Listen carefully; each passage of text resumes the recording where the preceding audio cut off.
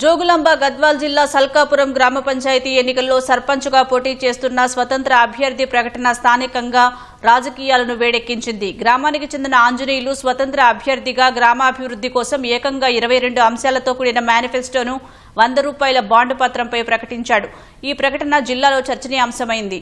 తాను ఎన్నికైతే గ్రామానికి అంబులెన్స్ సౌకర్యం, బీటీసీసీ రోడ్ల నిర్మాణంతో సహా 22 హామీలు నెరవేర్చడానికి కృషి చేస్తానని తెలిపారు.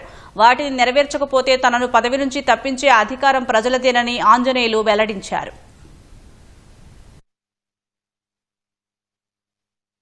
ఈ గ్రామానికి సేవ చేయాలనే ఉద్దేశంతో నామినేషన్ వేయడం జరిగింది. ఈ గ్రామ ప్రజలు నా పైన అభిమానం చూపి గెలిపిస్తే ఈ గ్రామాన్ని అభివృద్ధి చేసి మరి మంచి ఉన్నతంగా అవకాశం నేను తీసుకుంటాను.